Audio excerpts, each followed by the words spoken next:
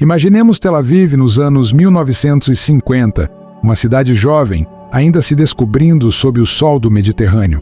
Num pequeno ateliê improvisado, um engenheiro de origem tcheca passa longas horas curvado sobre componentes eletrônicos, bobinas de cobre e medidores de precisão que ele mesmo fabricou.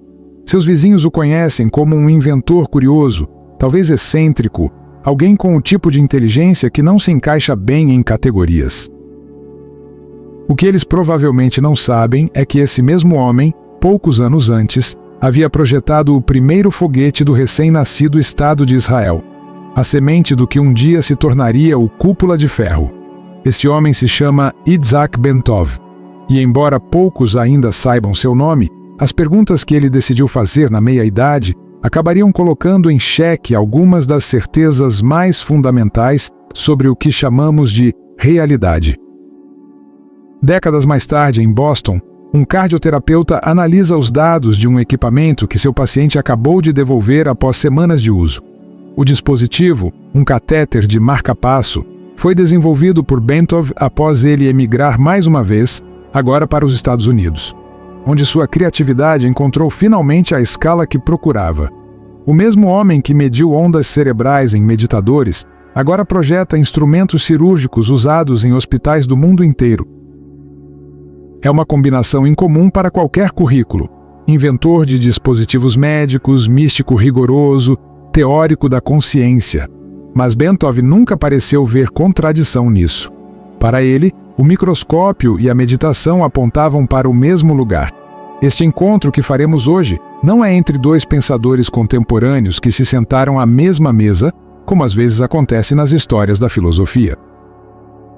É um encontro entre um homem e uma ideia, ou melhor, entre um homem e o momento histórico em que viveu, um século em que a física quântica havia desmontado a noção de matéria sólida e a neurociência começava a perceber que o cérebro é muito mais do que imaginávamos.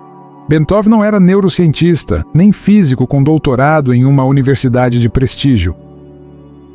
Era um engenheiro com curiosidade filosófica que decidiu, na segunda metade de sua vida, perguntar algo que poucos tinham coragem de formular com seriedade. Será que a consciência é um fenômeno físico mensurável? E se for, o que isso muda sobre a maneira como entendemos a realidade? A resposta que ele construiu ao longo de anos de investigação, publicada em seu livro Stalking the Wild Pendulum, de 1977, não é uma resposta simples.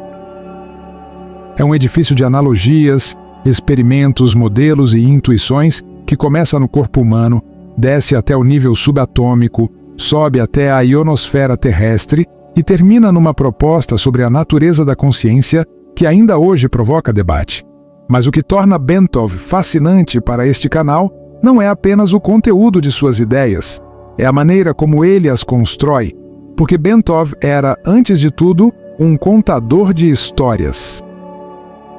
E a história que ele conta é sobre a ilusão de solidez, sobre a estranheza profunda que se esconde atrás da aparência mais comum do mundo. Quem foi Itzhak Ben-Tov? Itzhak Ben-Tov nasceu em 1923, na Tchecoslováquia, numa família judaica que o Holocausto destruiria quase por completo. Seus pais morreram nos campos de concentração. Ele próprio escapou por pouco, emigrou para a Palestina britânica ainda adolescente e foi viver num kibbutz no deserto do Negev, esse tipo de começo de vida que não deixa espaço para abstrações. O mundo era concreto, urgente, cheio de problemas que precisavam ser resolvidos com o que se tinha à mão. E Ben-Tov, sem diploma universitário de nenhum tipo, aprendeu eletrônica de forma autodidata e logo chamou a atenção do nascente Corpo de Ciências das Forças de Defesa de Israel, estrutura militar conhecida pelo acrônimo hebraico HEMED, incorporada ao exército israelense um mês antes da Declaração de Independência em 1948.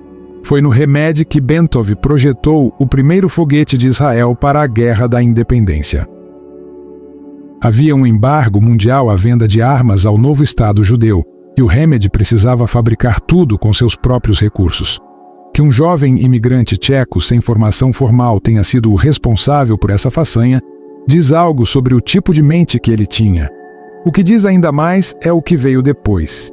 Do Remed nasceria a Rafael, a organização que décadas mais tarde desenvolveria o Cúpula de Ferro e o sistema David's Sling. Bentov foi, nesse sentido, o ponto de origem de uma linhagem técnica que mudou a história militar do Oriente Médio. Mas ele nunca falou sobre isso, nem para os colegas em Boston, nem para os meditadores que instrumentalizava nos anos 1970, nem sequer para a própria filha. Sharona Bentov Muir só descobriu essa parte da vida do pai depois que ele morreu e viajou a Israel para pesquisá-la, experiência que resultou num livro de memórias publicado em 2005. O silêncio de Bentov sobre seus anos no Remed permanece, ele mesmo, um mistério.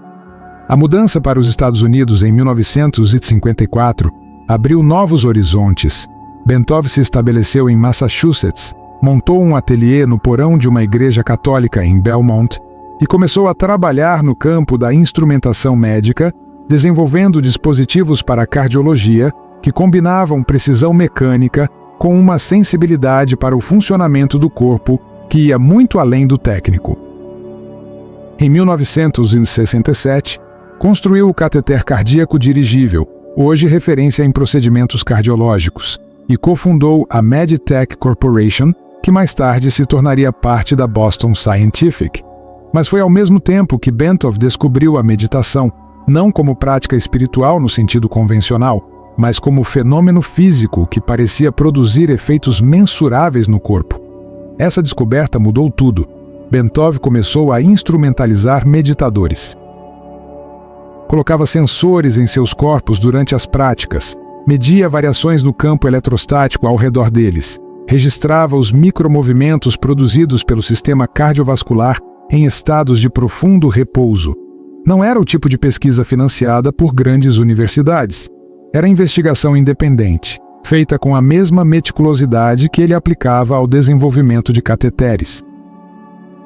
E o que encontrou o intrigou suficientemente para que decidisse construir uma teoria ampla, ambiciosa, que tentava explicar não apenas o que acontecia com os meditadores, mas o que acontecia com a realidade toda.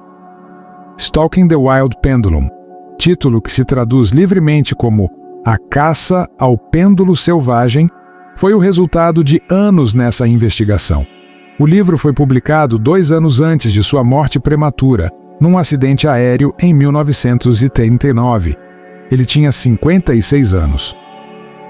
Em 25 de maio de 1979, Bentov embarcou no voo 191 da American Airlines em Chicago, com destino a Los Angeles, onde iria apresentar suas ideias sobre consciência e física a um grupo de cientistas japoneses. O avião caiu 31 segundos após a decolagem. Morreram 273 pessoas. Até hoje, fora os ataques de 11 de setembro, o voo 191 permanece o acidente aéreo com maior número de vítimas em solo americano. O homem que havia sobrevivido ao Holocausto, projetado o primeiro foguete de Israel e passado décadas tentando medir a consciência humana, foi morto por uma falha que nenhum instrumento havia detectado, a ironia específica de um engenheiro que dedicou a vida a medir o que os outros não conseguiam ver.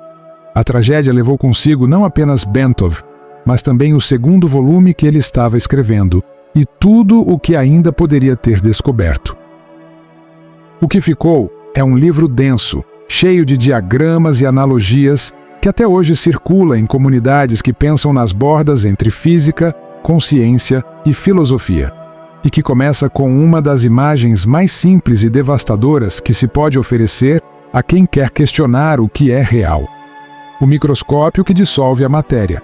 Suponha que você receba um instrumento impossível, um microscópio capaz de ampliar a realidade indefinidamente, sem nunca atingir um limite. Você decide apontá-lo para o próprio corpo. No início, o que aparece é familiar: tecido, músculo, sangue, a mistura orgânica que esperaríamos encontrar sob qualquer pele humana. Mas então, você aumenta a ampliação, e algo começa a mudar. As fibras musculares que pareciam desordenadas revelam uma estrutura surpreendente. Alinhadas, paralelas, organizadas com a precisão de uma arquitetura que nunca imaginávamos existir ali. Você amplia mais e surgem moléculas, longas cadeias enroladas sobre si mesmas, dispostas em fileiras tão regulares que lembram a planta de uma cidade planejada. A desordem desaparece. Quanto mais perto você olha, mais ordem você encontra. É como se o caos fosse apenas uma ilusão produzida pela distância. Você continua. Agora surgem os átomos. E então acontece algo que muda o tom de tudo. Nada está parado. Os átomos vibram, oscilam, dançam, milhões de vezes por segundo. O que parecia sólido é, na verdade, um oceano de movimentos extremamente organizados. O corpo que você acredita habitar e que parece tão estável, tão concreto, tão definitivamente ali, está em movimento constante, mesmo quando você acredita estar completamente imóvel.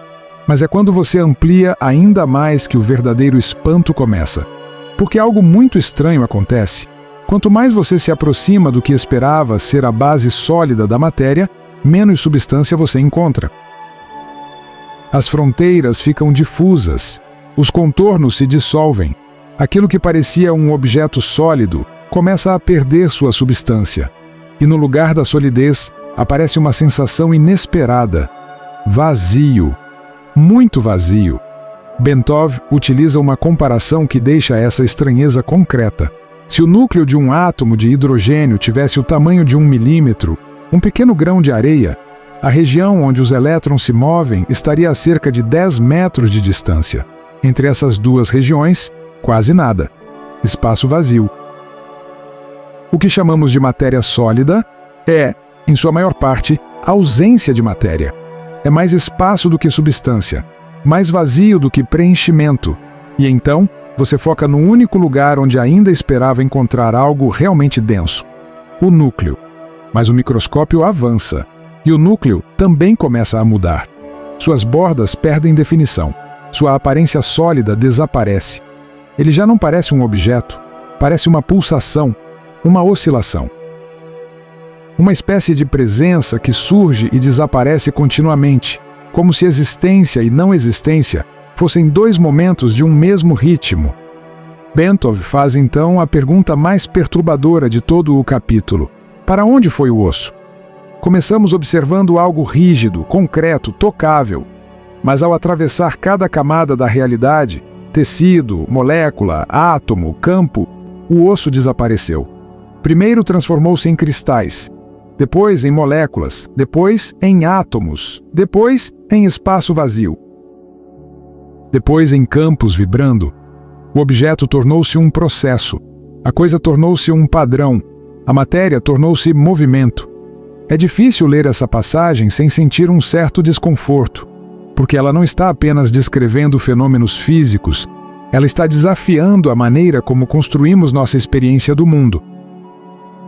Todo o senso de estabilidade que temos, toda a sensação de que as coisas são sólidas e permanentes e separadas umas das outras, parece repousar sobre uma base que, quando examinada de perto, se dissolve. O que resta, segundo Bentov, não são coisas, são campos, relações, ritmos, uma dança invisível que nossas percepções cotidianas traduzem como solidez, uma realidade feita de campos. A ideia de campo não é nova na física. Desde Maxwell, no século XIX, sabemos que forças como o eletromagnetismo se propagam pelo espaço na forma de campos, entidades invisíveis que permeiam o vazio e afetam aquilo que está dentro deles. A mecânica quântica foi ainda mais longe ao sugerir que as próprias partículas subatômicas podem ser entendidas como excitações em campos fundamentais. Bentov não inventou essa linguagem, mas ele a usou para construir uma visão de mundo que vai além da física de laboratório. Em seu modelo, a realidade não é uma coleção de objetos separados que ocasionalmente interagem. É uma rede de campos oscilantes que interagem continuamente, influenciando-se uns aos outros numa dança de causas e efeitos que nunca tem início nem fim absoluto. O que chamamos de objeto não é mais do que uma região de organização mais densa dentro dessa rede, um padrão temporário de coerência em meio ao fluxo constante.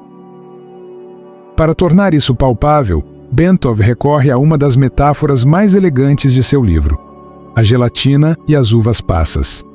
Imagine uma grande tigela de gelatina, daquelas que tremem ao menor toque.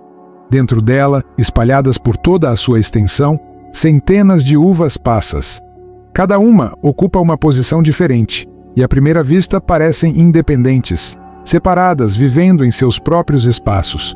Mas todas estão mergulhadas na mesma gelatina. Todas estão conectadas através dela. Agora imagine que você toca uma única passa, um movimento quase imperceptível.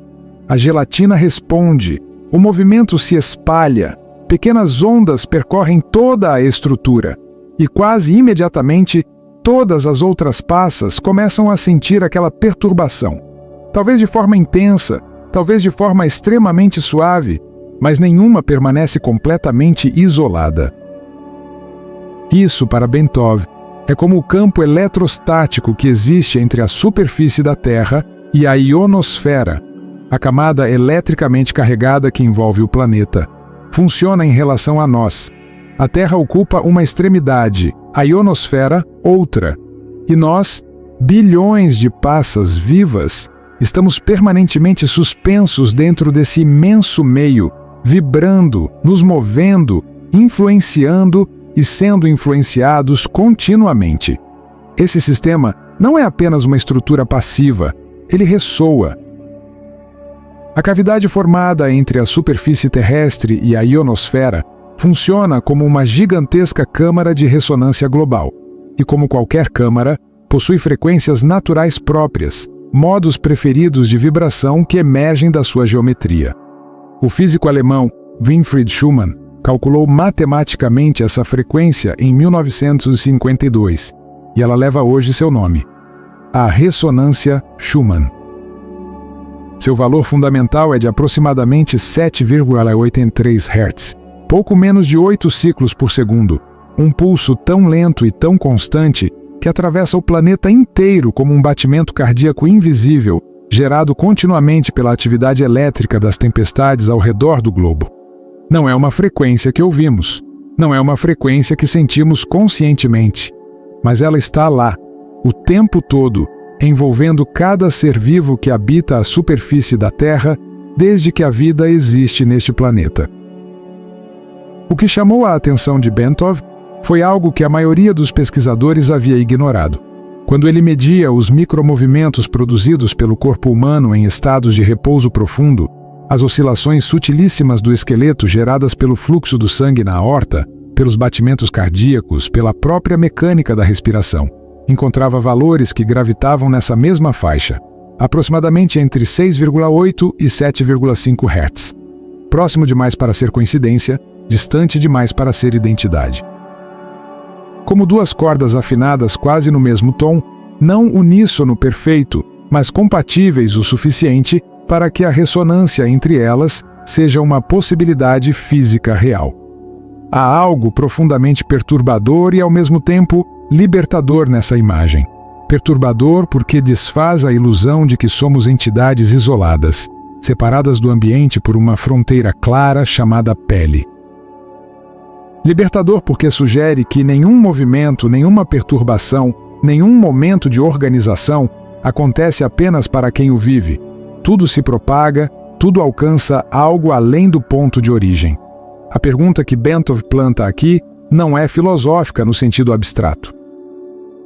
É quase experimental. Se estamos todos imersos no mesmo campo, qual é o efeito de cada oscilação individual sobre o todo? É nesse ponto que o pensamento de Bentov começa a se aproximar de terrenos que a ciência convencional prefere contornar. Porque se a resposta à pergunta acima for, como ele sugere, que existe algum tipo de interação mensurável entre as oscilações individuais e o campo coletivo, então a questão do que chamamos de consciência adquire uma dimensão completamente nova. Ele chamou disso de a linguagem da ressonância.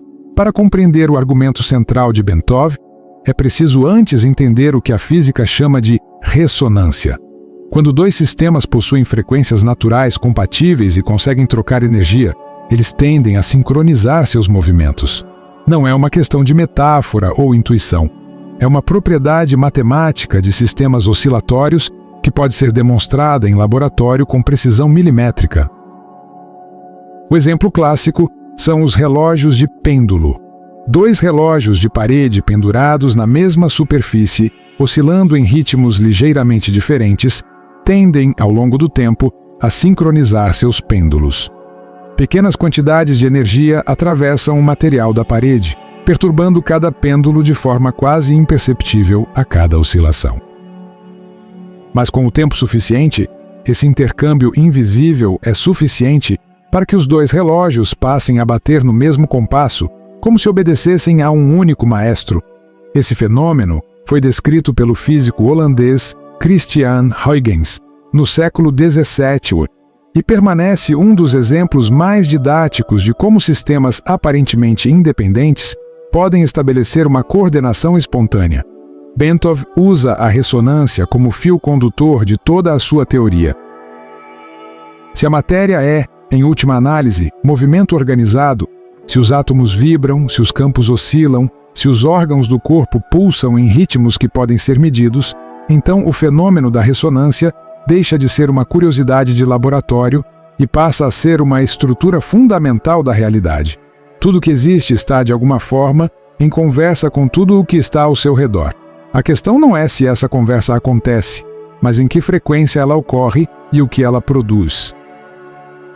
É nesse contexto que Bentov se volta para um número que chama sua atenção: a frequência de ressonância da cavidade formada entre a superfície da Terra e a ionosfera, a tão conhecida ressonância Schumann.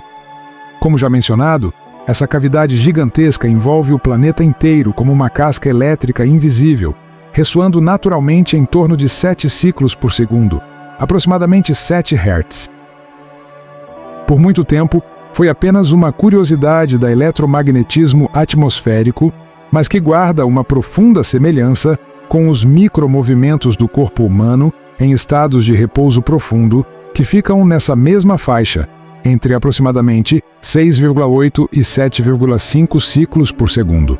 Para Bentov, essa coincidência não era aleatória, era um sinal de que o corpo humano, em determinadas condições, poderia entrar em ressonância com o campo elétrico do planeta. Não de forma metafórica, mas no sentido físico preciso do termo. Duas estruturas com frequências compatíveis imersas no mesmo meio, tendendo naturalmente à sincronização. A imagem é de uma corda de violão que reconhece a nota de outra corda e começa a vibrar em resposta, não porque foi tocada, mas porque a frequência que está no ar é a sua. E se o seu corpo aprender a ouvir a frequência correta? É aqui que a meditação entra na história de Bentov, mas não da maneira que se poderia esperar. Bentov não era um guru, não pregava nenhuma tradição espiritual específica.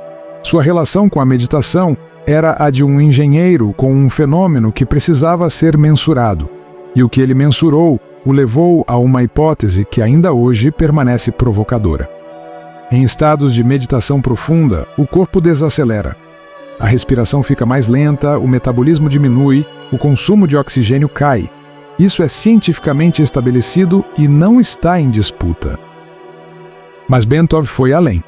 Ao medir os micromovimentos produzidos pelo sistema cardiovascular durante a meditação, aquelas pequeníssimas oscilações do corpo inteiro geradas pelo batimento do coração e pelo fluxo do sangue na aorta, ele notou que esses movimentos se tornavam progressivamente mais regulares, mais coerentes, mais organizados. Para entender o que isso significa, vale a imagem que Bentov usa em seu livro, a de um lago durante uma tempestade. O vento sopra, as ondas se cruzam em todas as direções, a superfície está fragmentada e confusa, incapaz de refletir qualquer coisa com clareza. Mas quando o vento diminui, as ondas se tornam menores, os movimentos caóticos começam a desaparecer e a superfície gradualmente recupera sua tranquilidade, até que num determinado momento ela se torna quase perfeitamente lisa. E então, pela primeira vez, consegue refletir o céu. A meditação, nessa metáfora, não adiciona nada ao lago. Não cria uma nova superfície. Não instala um espelho artificial sobre a água. Ela simplesmente permite que o vento diminua, permite que os ritmos já existentes no corpo, ritmos que sempre estiveram lá, mas que normalmente são perturbados pela respiração irregular, pelos pensamentos que aceleram o coração, pelas tensões musculares acumuladas ao longo do dia, encontrem novamente sua organização natural. A coerência que emerge não é importada de fora. Ela estava ali o tempo inteiro, esperando que o ruído diminuísse. A pergunta que Bentov não chegou a responder completamente é a mesma que fica para você. Se o lago precisa de calma para refletir o céu, o que em você ainda está agitado demais para perceber o que existe além? Deixa esse pensamento nos comentários. E se este vídeo chegou até alguém que também vive nessa fronteira entre ciência e experiência, compartilha. Essa conversa precisa de mais vozes. Nesse sentido, o que Bentov propõe é que nesse estado de coerência, o corpo humano começa a vibrar em frequências que se aproximam daquela faixa de 7 Hz que também caracteriza o campo elétrico planetário. E se isso ocorre, a ressonância deixa de ser apenas uma possibilidade abstrata e passa a ser, em termos físicos, uma consequência quase inevitável. O corpo e o planeta, nesse estado, estariam tocando notas compatíveis no mesmo campo. Para Bentov, esse não era um argumento místico. Era uma hipótese física, formulada na linguagem da engenharia e da física de ondas. O que ela implicava em termos de consciência, o que significa para a experiência subjetiva de uma pessoa entrar em ressonância com o campo elétrico do planeta, era uma pergunta que ele começava a explorar e que sua morte prematura o impediu de desenvolver plenamente. Mas a questão estava posta, e ela não é pequena. Sobre a rede invisível dos que buscam silêncio. Se o eu é, como vimos, muito menos sólido e muito mais relacional do que parece, o que significa que milhões de pessoas ao redor do mundo estejam, neste exato momento, praticando deliberadamente a dissolução desse eu. A ideia de Bentov ganha uma dimensão adicional quando ele a escala para além do indivíduo. Se um corpo em estado de coerência pode entrar em ressonância com o campo elétrico do planeta, o que acontece quando não é apenas uma pessoa, mas muitas delas, espalhadas por diferentes partes do mundo, que alcançam esse estado simultaneamente? Bentov não responde essa pergunta com dados. Ele a faz como um convite à imaginação, mas uma imaginação que segue os princípios da física de campos. Em algum lugar do mundo, agora, alguém está meditando. Em outro fuso horário, outro está começando.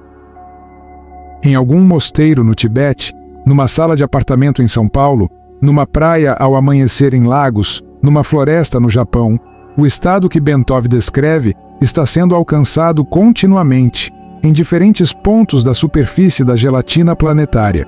E se cada um desses momentos produz oscilações que se propagam através do campo, então existe, de alguma forma, uma continuidade, uma corrente que não se interrompe. É uma imagem que lembra os anéis que se expandem quando uma pedra é lançada num lago, mas multiplicados por bilhões, sobrepostos, interagindo, criando padrões que nenhuma pedra individual poderia produzir sozinha.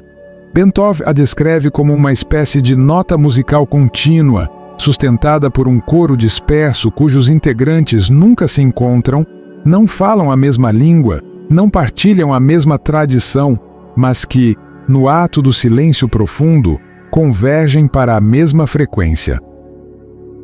Há algo nessa ideia que ressoa com tradições muito mais antigas do que Bentov, sem que ele precise recorrer a nenhuma delas para sustentá-la.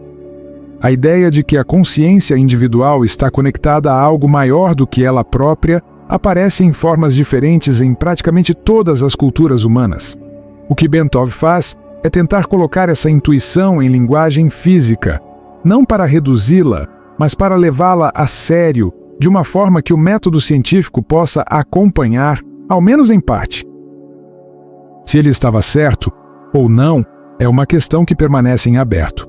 A física moderna ainda não tem os instrumentos para medir diretamente o tipo de interação que ele propõe. Mas a pergunta que ele deixou sobre a relação entre a coerência individual, o campo coletivo e o que chamamos de consciência continua sendo uma das mais férteis que se podem fazer na fronteira entre ciência e filosofia. O que isso tem a ver com a ficção do eu? Este canal se chama A Ficção do Eu, e não seria honesto trazer Bentov até aqui sem nomear diretamente o que seu trabalho implica para a questão que nos interessa, a natureza do self, da identidade, daquilo que chamamos de eu. Quando Bentov demonstra, ou ao menos torna muito difícil negar, que a matéria sólida é, em sua escala mais fundamental, muito mais espaço do que substância, e que esse espaço é permeado por campos que interagem continuamente, ele está desfazendo uma das premissas mais básicas que sustentam nossa experiência de identidade individual. A sensação de que somos entidades separadas, delimitadas pela pele, fechadas em nós mesmos, com um interior distinto do exterior, essa sensação parece depender em grande parte da suposição de que os limites físicos do corpo são reais e nítidos. Mas se o corpo é, em sua escala mais profunda, um padrão de oscilações imerso num campo mais amplo, e se esse campo está em contato com outros campos que se estendem muito além dos limites da pele, então, onde exatamente termina o eu? A pergunta não é retórica.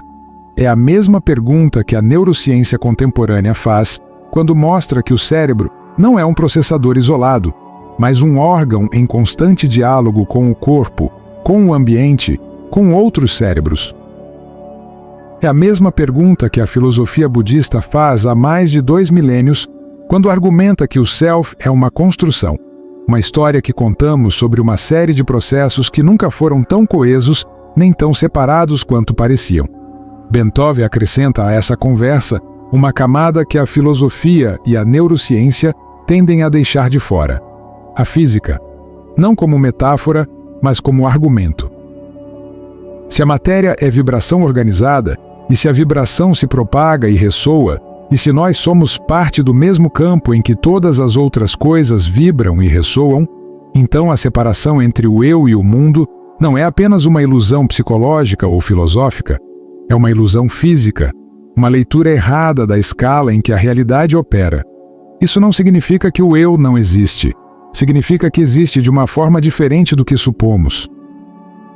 Como o osso de Bentov, que não desaparece, ele continua funcionando, continua sendo osso, continua cumprindo sua função, mas que, quando examinado de perto, revela ser muito menos sólido e muito mais relacional do que parecia. A ficção do eu não é uma mentira que precisamos eliminar. É um nível de descrição, útil, necessário, mas incompleto.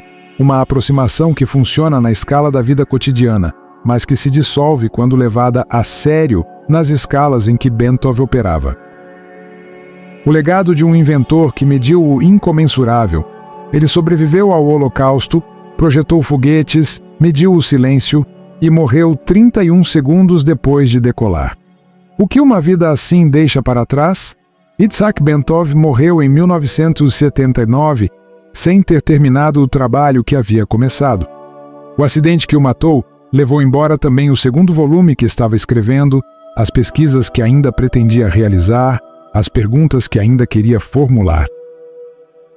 O que ficou, Stalking the Wild Pendulum, e um livro póstumo compilado por sua viúva, Myrtala, é suficiente para mostrar a amplitude do que ele estava construindo, mas não para completá-lo. Seria fácil e provavelmente injusto tratá-lo como um visionário incompreendido que estava décadas à frente de seu tempo. Não porque ele não tivesse ideias originais, tinha em abundância, mas porque o tipo de trabalho que ele fazia exige, para ser levado a sério, mais do que originalidade. Exige verificação experimental rigorosa, replicação independente, engajamento crítico da comunidade científica. Bentov buscava isso dentro de suas limitações institucionais, mas não viveu o suficiente para construir o edifício completo. O que podemos dizer com honestidade é que algumas das perguntas que ele fazia sobre a relação entre estados fisiológicos e frequências eletromagnéticas, sobre os efeitos mensuráveis da meditação no corpo, sobre a possibilidade de que o sistema nervoso seja mais sensível ao campo geomagnético do que supomos, continuam sendo investigadas pela ciência contemporânea, às vezes sem referência a ele, às vezes citando-o como precursor. A neurociência contemplativa, que usa instrumentos de imagem cerebral para estudar os efeitos da meditação, confirma muitas das intuições que Bentov explorava com os recursos muito mais rudimentares que tinha à disposição nos anos 1970. Mas talvez o legado mais duradouro de Bentov não seja nenhuma hipótese específica. Seja talvez o gesto intelectual que seu trabalho representa, o gesto de levar a sério a possibilidade de que a experiência subjetiva, o que sentimos quando meditamos, quando sonhamos, quando temos a sensação de que algo maior do que nós está presente, não está necessariamente fora do alcance da investigação física, que a distância entre o que chamamos de espiritual e o que chamamos de científico pode ser, em parte, uma questão de escala.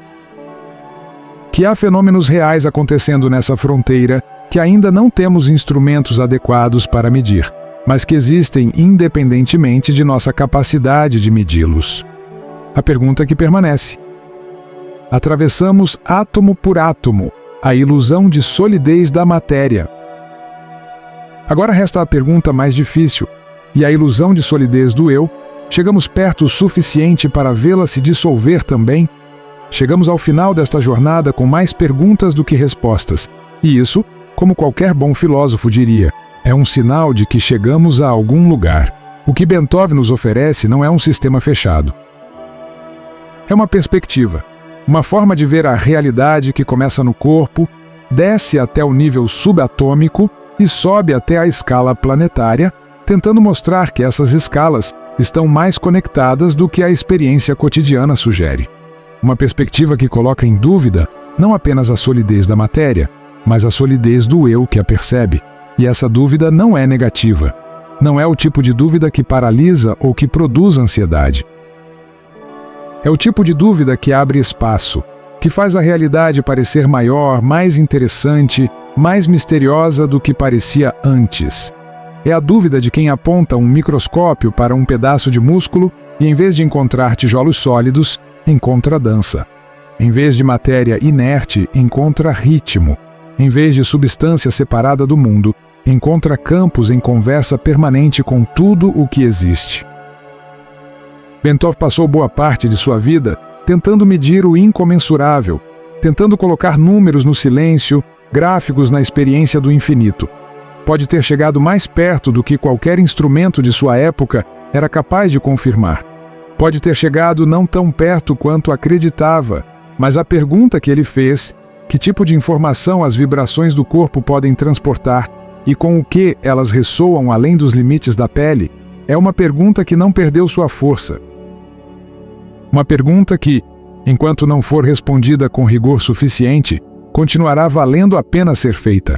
E aqui fica o convite para você, que acompanhou esta história até o fim. Pense por um momento na sua própria experiência de identidade, na sensação de ser um eu delimitado, separado do mundo ao redor, com um interior distinto de um exterior. E pergunte-se: essa separação parece absoluta? Há momentos em que ela parece menos nítida, momentos de silêncio profundo, de contemplação, de conexão com outra pessoa ou com a natureza? O que esses momentos dizem sobre a natureza do eu? Deixe seu comentário, curta e compartilhe este vídeo e ajude a espalhar essa pergunta que Bentov, à sua maneira singular, passou a vida tentando responder.